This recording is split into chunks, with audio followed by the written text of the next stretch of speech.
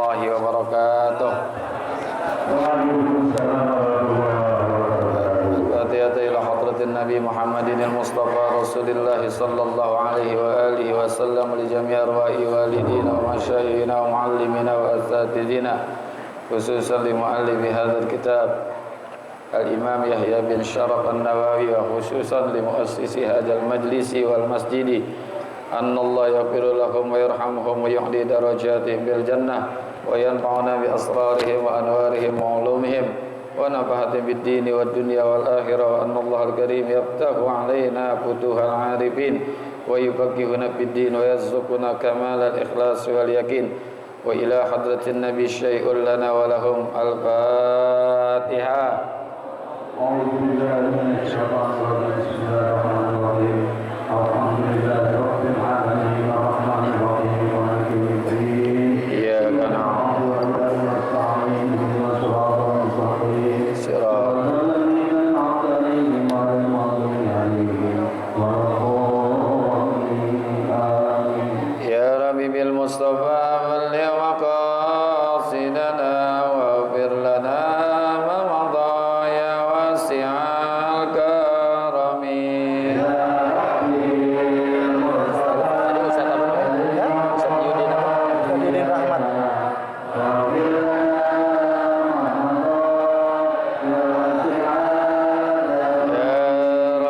هيئ لنا من أمرنا رشدا واجعل معونتك الحسنى لنا مددا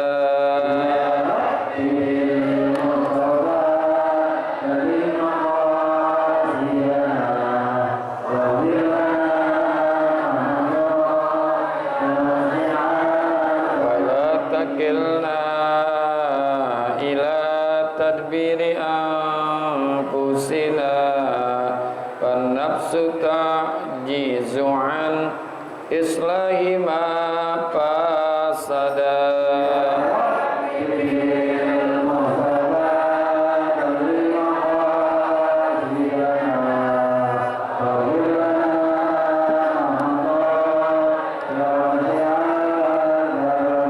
أنت العليم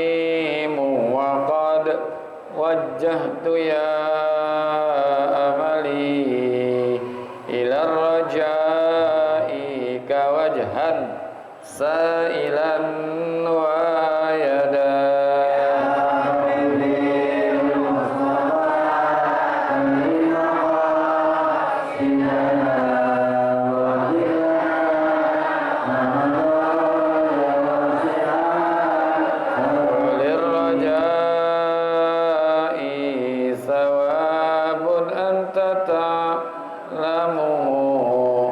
faj'al thawabi dawa masitri li abada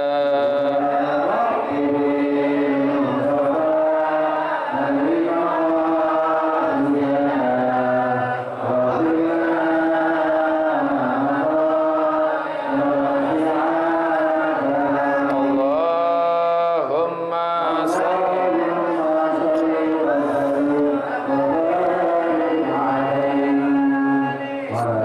Bismillahirrahmanirrahim. Alhamdulillahilladzi ja'ala ta'limana ta'liman mubarakan fi tuli hayatina wa ja'alahu sababan li husnil khatimati fi akhir umrina.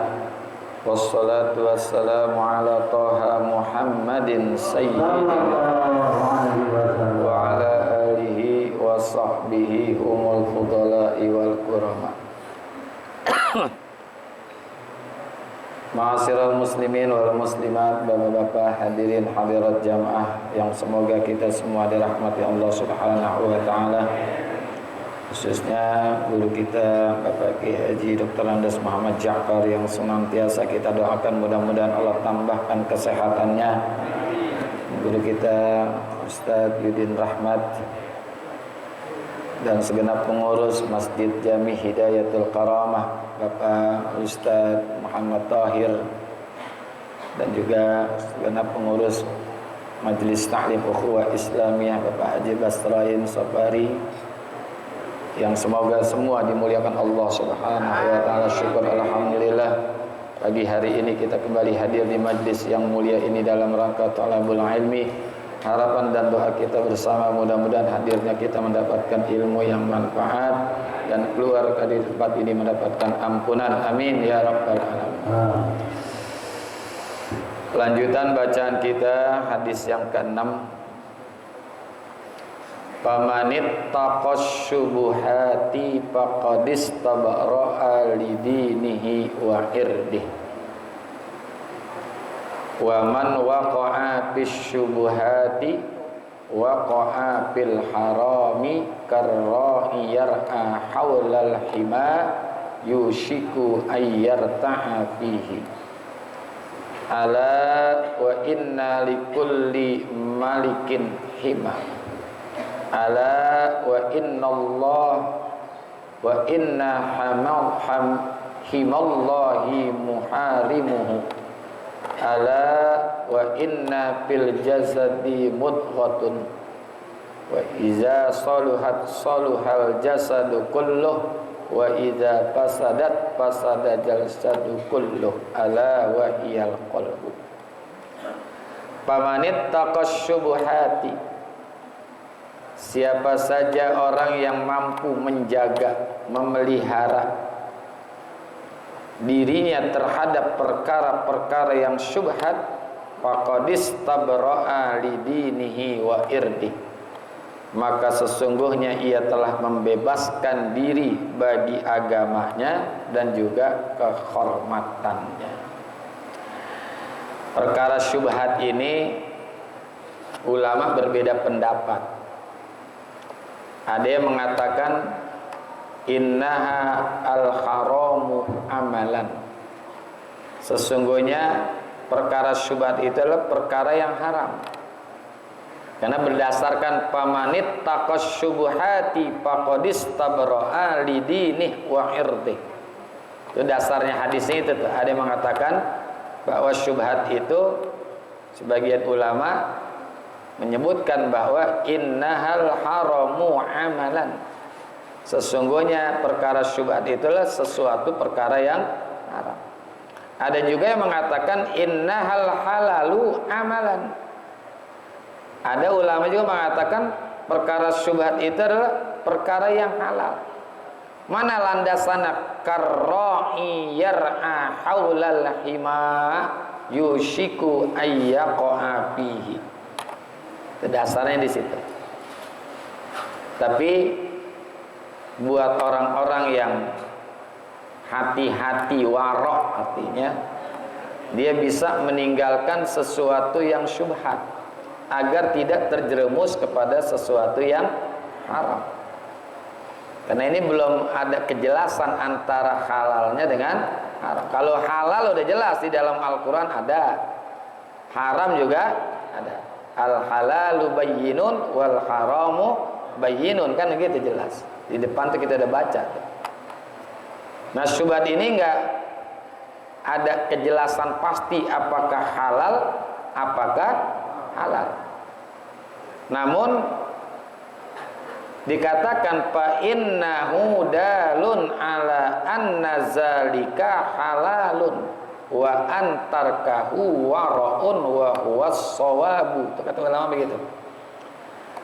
Maka sesungguhnya hal itu sebagai petunjuk, dalun sebagai petunjuk ala anna zalika halalun, bahwa perkara syubhat itu adalah perkara yang halal.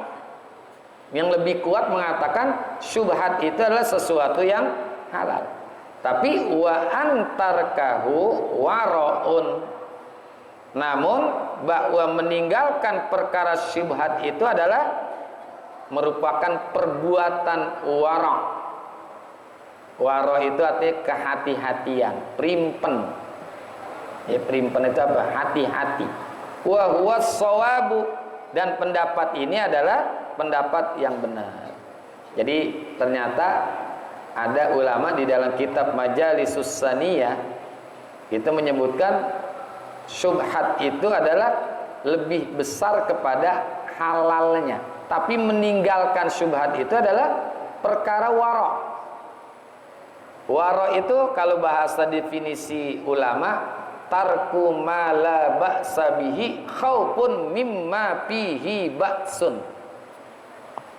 Tarku ma la ba'sa bihi, meninggalkan sesuatu yang tidak apa-apa, khaufun mimma fihi ba'sun, dikhawatirkan terjadi apa-apa. Jadi meninggalkan sesuatu yang sebetulnya tidak apa-apa, khawatir terjadi apa-apa. Itu namanya wara. Ya. Warahnya belakangnya pakai ain, jangan pakai hamzah. Kalau pakai hamzah artinya belakang. Kalau ini wara. Wara itu artinya kehati-hatiannya tinggi. Ya contohnya kalau ada kita pergi kondangan nih, contohnya kita kondangan aja nih, kan lagi musim nikahan nih. Ada semur, ada rendang, ada ayam goreng, itu kan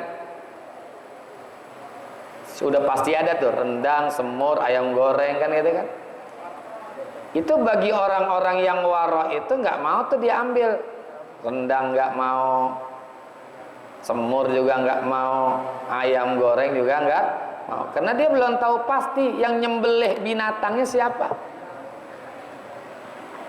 Ya.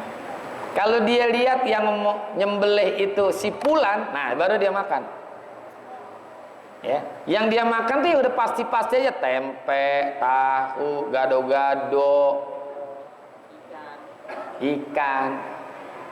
Kalau kita kan enggak, tempe lewat, gado-gado lewat, ya kan? Keredok lewat. Yang kita ambil apa? Rendang, ayam, sate, segala apa tuh. Udah gitu nasinya munjung kayak kubah masjid. Ya Allah. Termasuk masalah makan banyak kan halal-halal saja kan. Tapi dia tinggalkan tuh makan yang halal meskipun makan yang banyak meskipun halal. Itulah yang disebut dengan wara. Makanya Allah memberikan kepada manusia ini akal. Ya, manusia ini diberikan satu perangkat lunak, namanya software, namanya akal. Allah kasih akal ke manusia agar bisa dia memilih mana yang halal, mana yang haram, serta juga dia bisa dalemin lagi memilih sesuatu yang membahayakan untuk agamanya. Kalau manusia itu, maka kita perlu juga bertanya-tanya lagi. Siapa sih manusia itu? Siapa sih kita ini? Karena kalau kita sudah kenal diri kita sendiri, ada satu ungkapan yang populer, man arafa nafsah arafa rabbah. Siapa yang mengenal diri, maka dia mengenal Tuhan. Ya. Siapa orang yang mengenal dirinya, dia pasti akan mengenal Tuhannya. Kenali diri kita. Siapa nih diri kita nih manusia? Kalau di dalam, maaf ya, ilmu namanya ilmu mantik. Nih orang-orang yang pernah hidup di dunia pesantren, kobong-kobong tuh insya Allah ketemu iktibar yang populer di kalangan dunia pesantren, namanya ilmu mantik. Ada di dalam ilmu mantik itu sebutan namanya al-insanu hayawanun natiq. Manusia itu adalah hewan yang mampu berpikir. Natoko. Nah kalau kita tarik sedikit aja ke pangkal daripada ilmu mantik, namanya ilmu filsafat. Ada salah satu tokoh populer pengusung paham eksistensialisme, namanya René Descartes. Udah nggak usah dihafalin, orang kafir inilah. Oke, saya sampein aja nih. Dia menyebutkan yang namanya manusia itu adalah animal rationale. Animal itu binatang, rasionali yang memiliki rasionalis, yang mampu berpikir. Nah, kenapa sih manusia kalau di dalam ilmu mantik al-insanu hayawanun natik, di dalam ilmu filsafat disebut animal rationale, manusia itu dipersamakan dengan binatang. Kenapa manusia dipersamakan binatang? Ternyata sifat dasar daripada kehidupan manusia sehari-hari itu pertarungannya selalu diliputi dengan 4 perkara: minum, makan, tidur, kawin. Balik lagi, kawin, tidur, makan, minum. Minum, makan, tidur, kawin. Itu aja tuh. Jadi yang meliputi kehidupan manusia itu ini 4: minum, makan, tidur. Bahkan urusan makan bisa jadi perang dunia nih. Rumah tangga bisa berantakan karena urusan makan. Cuman memang bahasanya saja berbeda. Kalau acara-acara kayak gini nih, itu kan yang paling banyak budget biaya urusan makan. Maulid, Isra Mi'raj, apa saja dah. Itu urusannya urusan makanan. Ya. Bisa perang dunia, bisa rumah tangga berantakan. Adanya hukum rimba terjadi karena urusan makan. Cuman bahasanya beda. Kalau orang miskin bilangnya begini kepada suaminya, ayah, besok kita makan apa? Orang kaya, ayah, besok kita makan di mana? Pejabat, ayah, besok kita makan siapa? Tapi urusannya semua kembali kepada urusan makan. Nah, jadi apa tuh bedanya manusia dengan binatang itu? Allah kasih kepada manusia itu akal yang nggak diberikan kepada makhluk yang lain. Maka dengan adanya akal, manusia itu hidupnya dinamis, selalu berkembang. Nggak seperti binatang dari dulu ya begitu-gitu aja udah. Kalau manusia itu berkembang. Dulu orang kalau bikin rumah, kalau sekolah di SD itu ada ilmu namanya prasejarah. Orang kalau bikin rumah itu di atas pohon karena takut di bawah banyak binatang buas. Akhirnya manusia berpikir, aduh capek juga ya naik ke atas, turun naik. Akhirnya dibikin rumah, dibikin papan penjagaan. Ya, sementara binatangnya dikandangin. Untuk kenyamanan ditambahin lagi, dari mulain pakai peluran, ubin teraso, keramik, belum lagi sekarang granit, entah ke sono nanti apa, fasilitas yang lainnya. Sementara binatangnya dikandangin. Makanya kalau kita iseng-iseng pengen ngelihat binatang, kita datang ke kebun binatang. Nah, binatangnya kita kandangin. Akhirnya manusia berpikir lagi, aduh capek juga, bosan juga ngeliatin binatang. Sekarang kita balik, binatang yang nonton kita. Pergi ke taman safari. Jangan buka jendela, kan begitu kan? Itu karena proses berpikir, berkembang. Besi yang mestinya tenggelam di air, ngambang jadi kapal laut. Besi yang mestinya nggak bisa terbang, itu dipikirkan lagi oleh manusia jadi pesawat terbang. Bahkan mobil-mobil tuh otomatis sekarang kan berkembang. Dari mulai manual, dari manual sekarang matic. Bahkan sekarang ada mobil yang tanpa pengemudi. Entah nanti gimana kita nggak tahu. Ya, itu kan karena proses berpikir. Ya. Itu hasil daripada mobil tanpa pengemudi kan dari roket.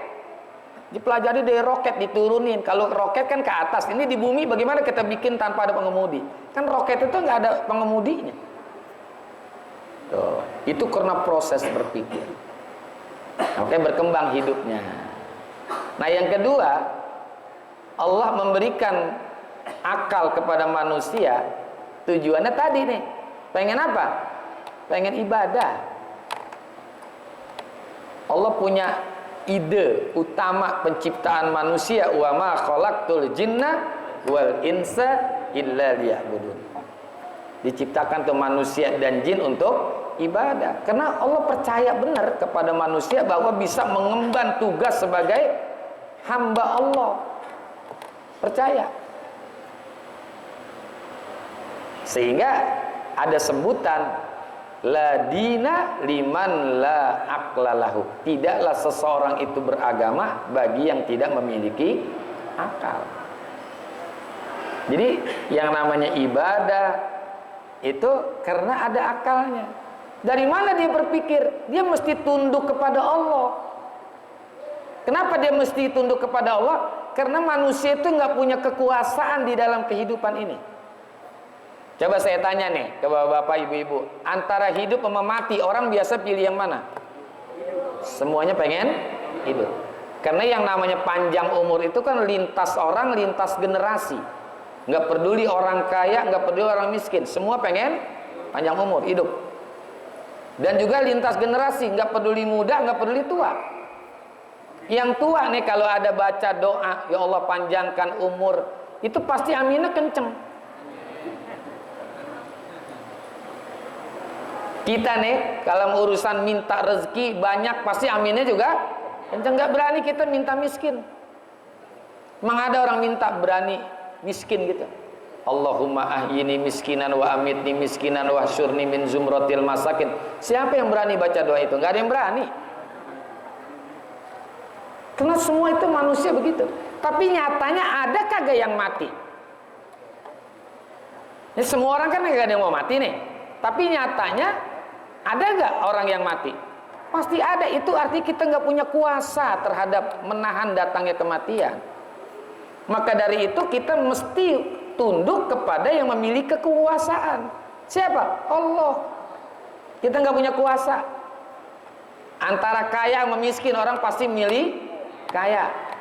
Tapi nyatanya ada kagak yang miskin?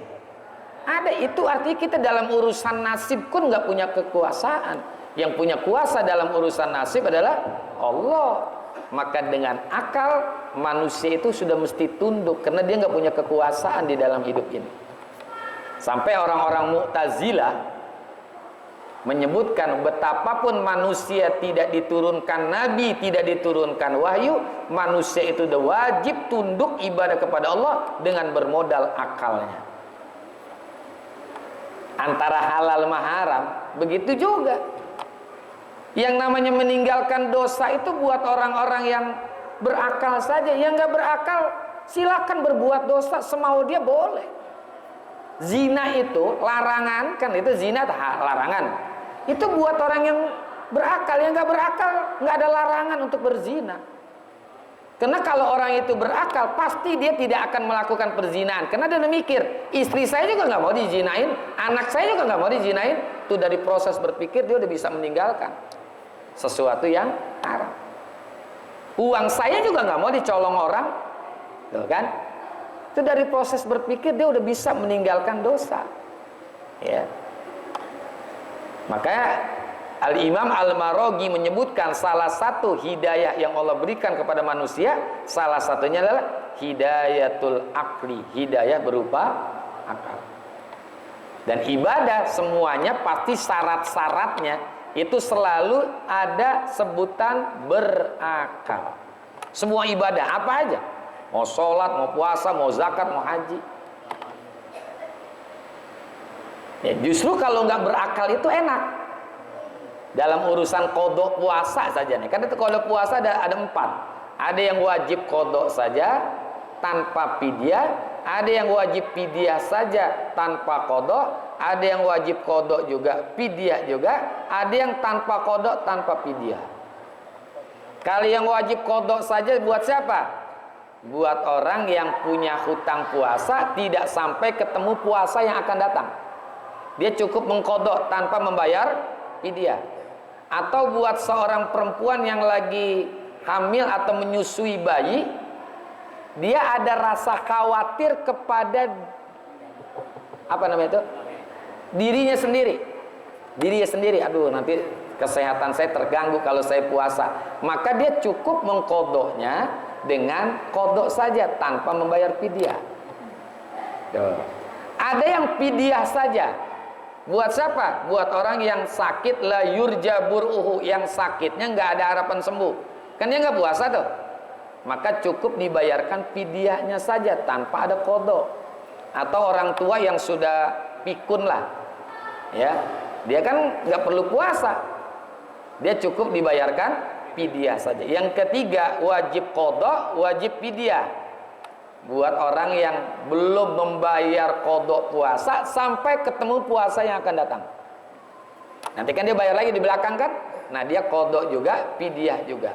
Atau ada seorang perempuan yang lagi menyusui atau lagi hamil, dia khawatir akan kondisi anaknya. Dia kodok juga, dia fidyah juga. Yang terakhir paling enak ini nih. Tanpa qada, tanpa fidyah. Ini khusus buat orang gila. Orang gila nggak ada qadanya, nggak ada fidyahnya, bebas dia mah. Bebas. Nah, menjauhkan yang halal, menjauhkan yang haram ini udah bisa kita lakukan kalau kita berpikir. Makanya media untuk berpikir itu sebetulnya udah banyak. Medianya nih. Objek untuk kita berpikir dalam surah Ar-Rum tuh.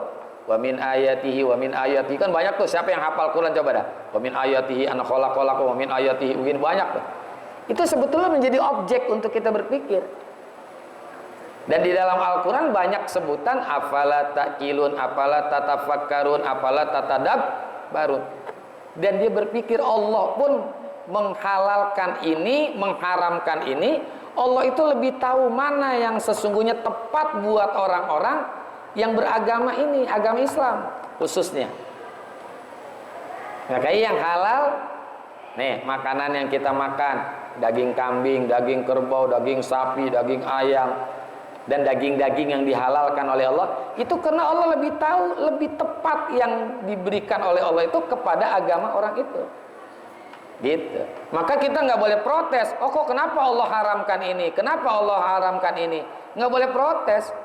Baik dalam urusan makanan atau minuman. Karena Allah lebih mengetahui mana makanan yang tepat, minuman yang tepat buat orang-orang yang beragama Islam.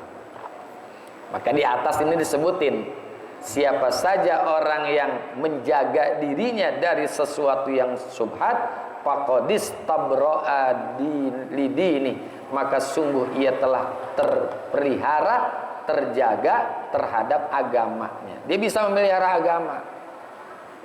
Ya, agamanya jadi bersih, enggak bercampur dengan sesuatu yang haram. Ini kan yang syubhat, bicara syubhat. Khawatir nanti terjadi sesuatu yang haram. Ya.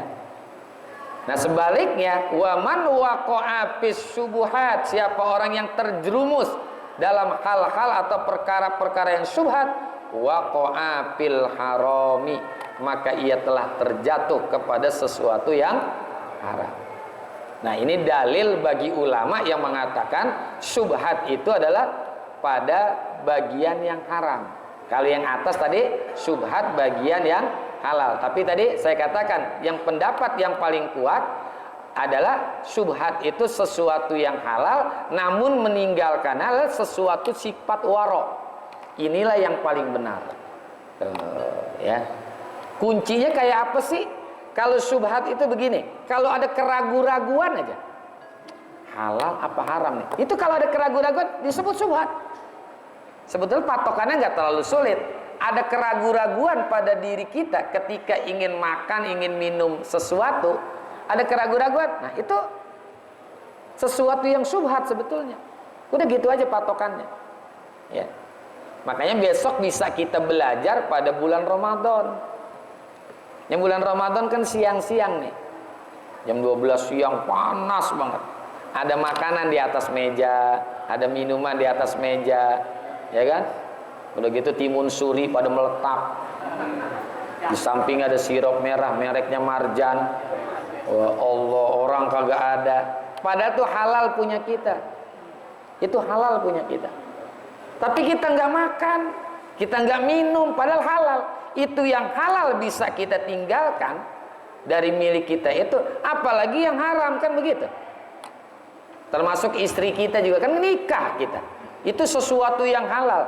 Tapi di saat bulan Ramadan, siang-siang mandi keramas, habis mandi pakai anduk, pakai baju tipis, kita nggak berani. Itu yang halal kita nikahin, apalagi yang haram. Tuh, dari situ aja dah, ya. Jadi kunci mana sih yang namanya syubhat? Pokoknya kalau ada keraguan-raguan, nah, kalau nggak ada keraguan-raguan halal. Nah udah nggak ada keraguan-raguan, itu berarti halal. Tapi kalau lebih berat kepada haramnya udah kelihatan ini, ini mah. Nah itu udah sesuatu yang haram. Cuman kan kadang akal kita ini kan nggak jujur. Nih kalau lagi di masjid aja nih kita jujur banget akal kita nih. Kalau orang disuruh pilih antara halal sama haram, kalau lagi di masjid pilih yang mana? Pasti milihnya haram. Pasti milihnya halal. Tapi kalau udah di luar kadang-kadang ini terpengaruh, terkontaminasi nih sama nafsu. Ya, terkontaminasi sama nafsu kita. Sesuatu yang haram bisa jadi remeng-remeng. Kita cari alasan supaya itu menjadi boleh, menjadi halal gitu. Itulah makanya tidak cukup hidayatul akli, maka perlu ada hidayatud din, hidayah berupa agama. Ya, maka tadi kan ada hidayah 4, hidayatul wijdan, hidayatul hawas, hidayatul akli, hidayatul din. Nah, untuk menjauhi sesuatu yang haram, kita belajar menjauhi sesuatu yang syubhat. Karra'i yar'a haulal hima, wallahu a'lam bissawab. Di sini aja. Sebelum ditutup, karena insya Allah Ahad yang akan datang kita sudah masuk bulan Ramadan, maka saya atas nama pribadi minta maaf kepada seluruh jamaah, bapak-bapak, ibu-ibu, kalau ada yang saya sampaikan ada yang salah, ucapan saya salah, nerjemahin saya salah, baca saya salah, saya minta maaf kepada seluruh jamaah, baik bapak-bapak maupun ibu-ibu, ya.